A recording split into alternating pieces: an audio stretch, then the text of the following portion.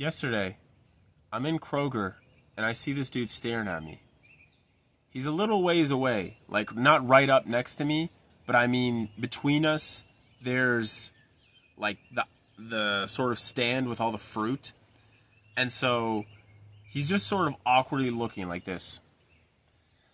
And as I look up, I say, "Hey, do I know you from somewhere?"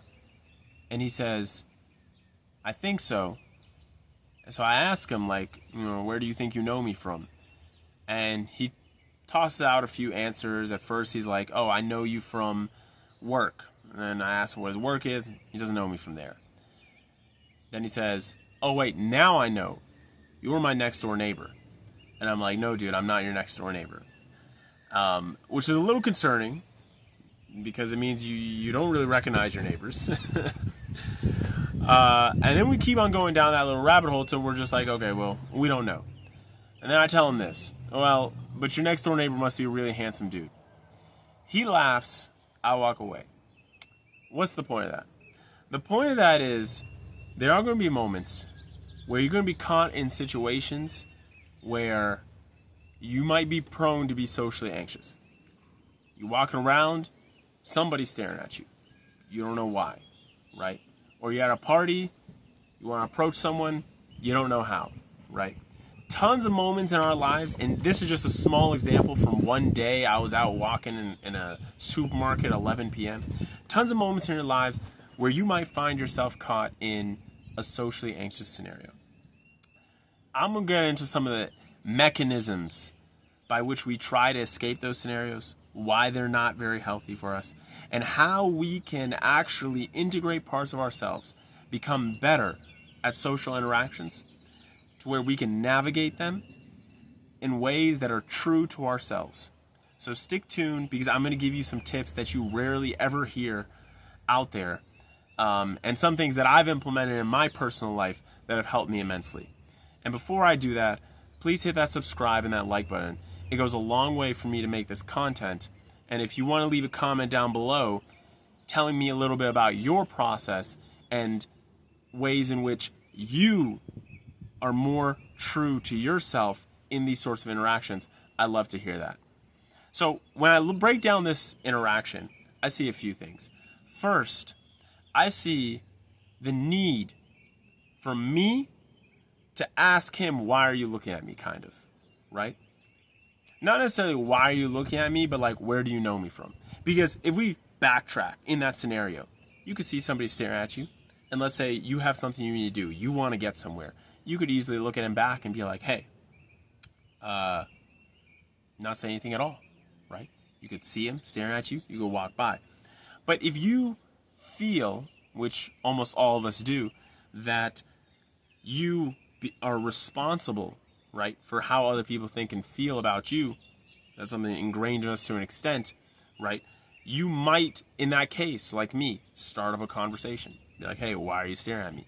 Right? Because there might be a level of awkwardness that you're not willing to handle in that sort of situation.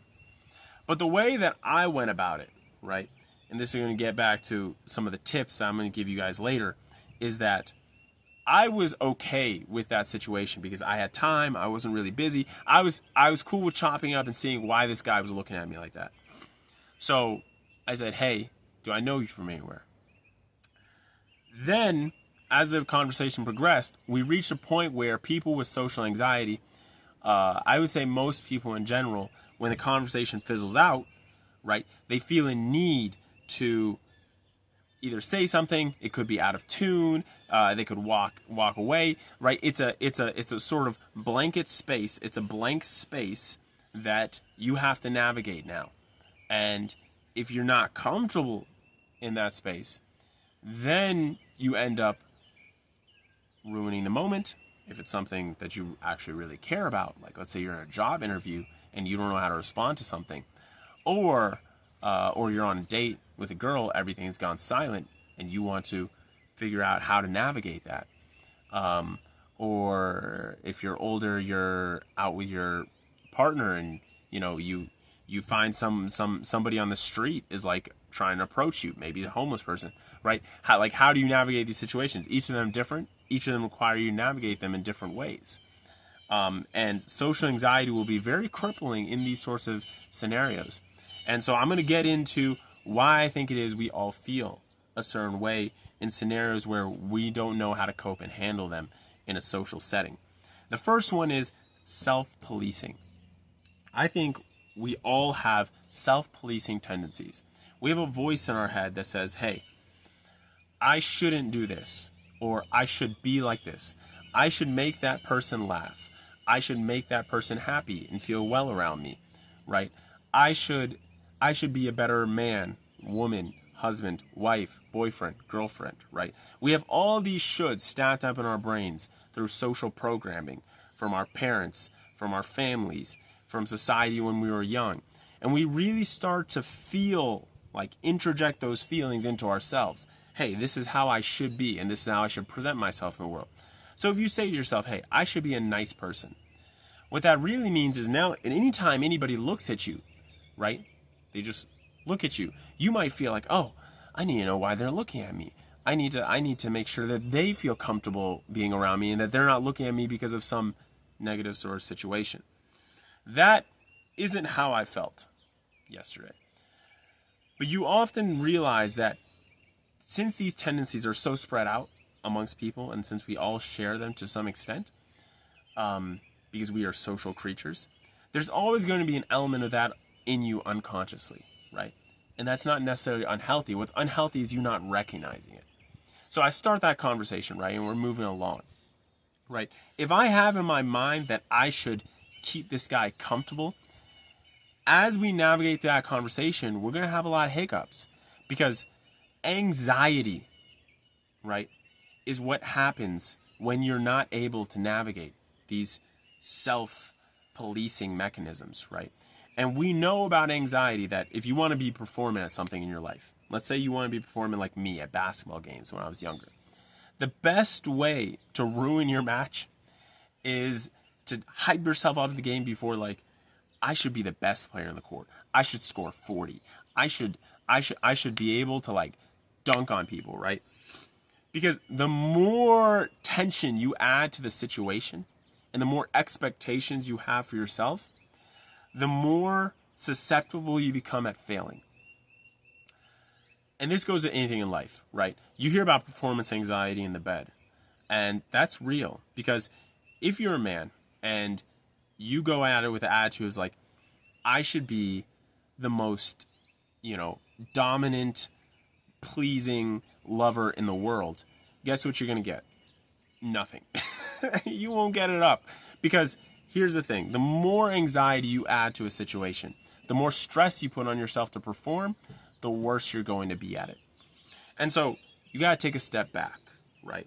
You got to recognize how you might have self-policed yourself in the past and address those things. And one way to address them is just to become conscious of them. There's I'm forgetting the name right now, but it's like Dr. Aziz, if you want to look him up. And he has a book called Not Nice.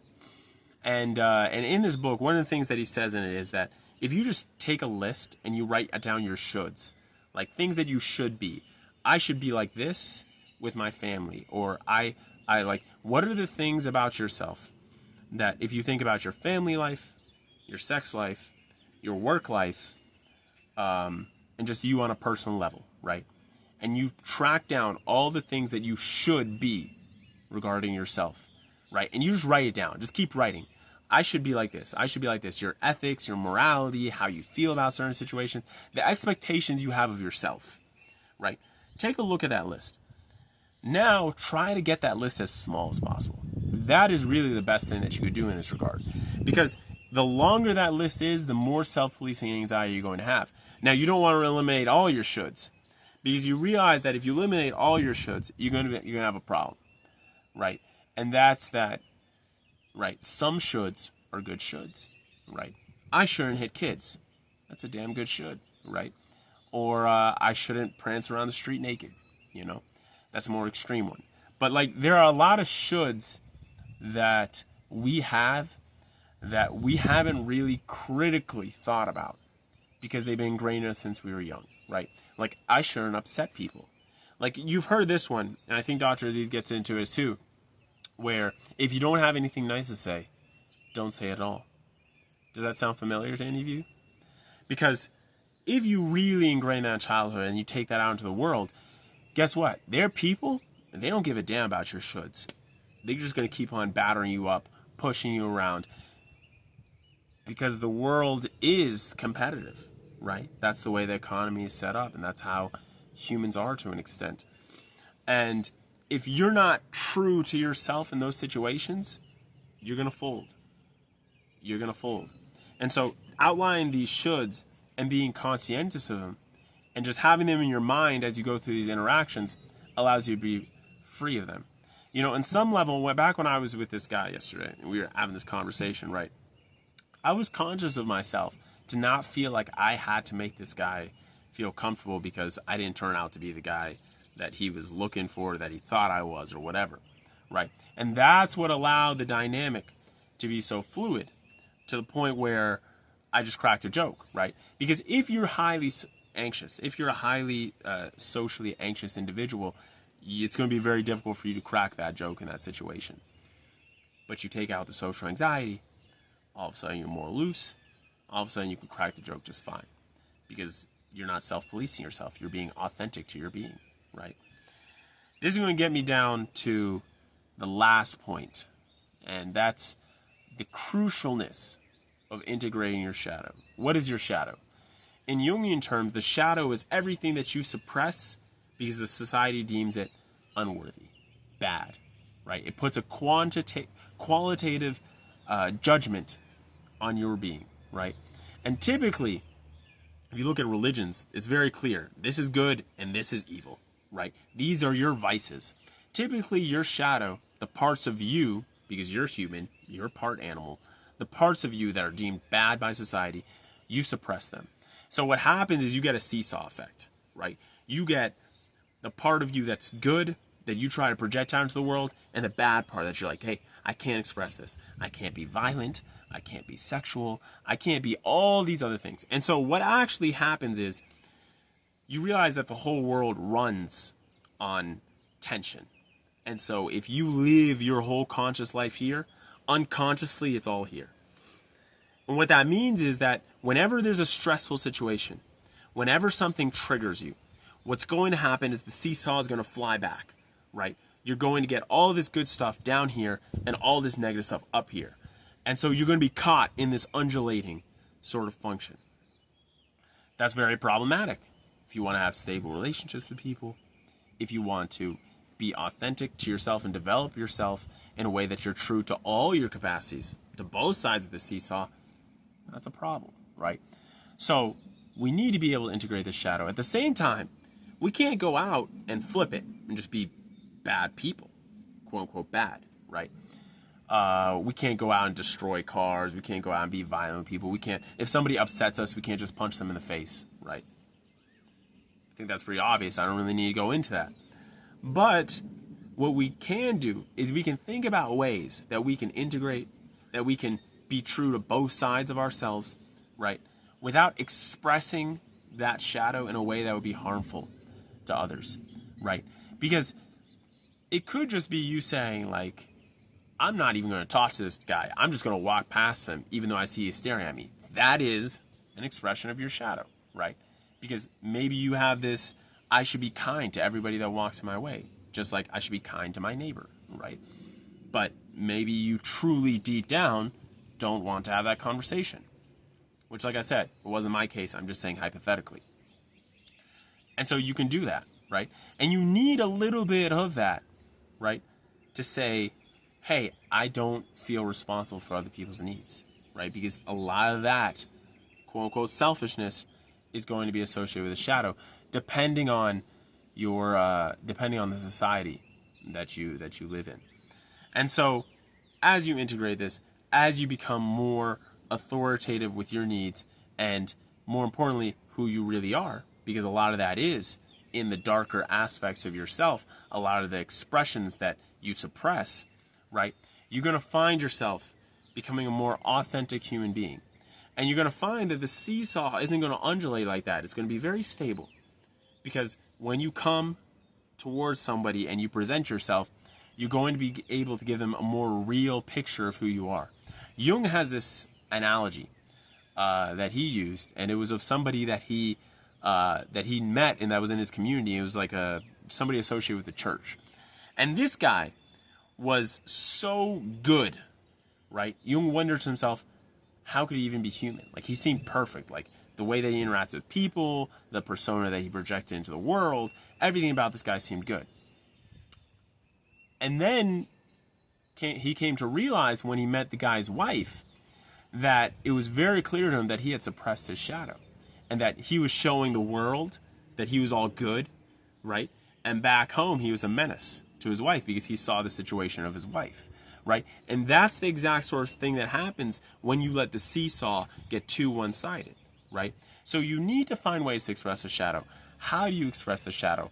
I'll probably be making another video about this soon, so stay tuned. But just to give you a little teaser, you need to find ways that you can express it that, logically speaking, don't hurt and harm others, right? And just being aware that, hey, if you set up boundaries, that's not hurting and harming others. That's just you being clear about where you stand on certain things. They may not like it, but that's not hurting and harming others. I mean, violent things, for example, right? And so a lot of times that gets into creativity. A lot of times that gets into places that you think like, oh, this is where I can be more true to myself, even if people don't like it, and it's not harmful, right? But a lot of times that's going to be expressing that darker aspect of yourself through some sort of creative outlet. I'll get more into another video. I hope you guys liked that video. Please hit subscribe and like. I'm trying to get this channel, well, right now we're at 29 subscribers. I'm trying to get it to 50. Let's just say that. Let's try to get it to 50, and I hope you'll help me along with that. So, talk to you guys next time. Peace.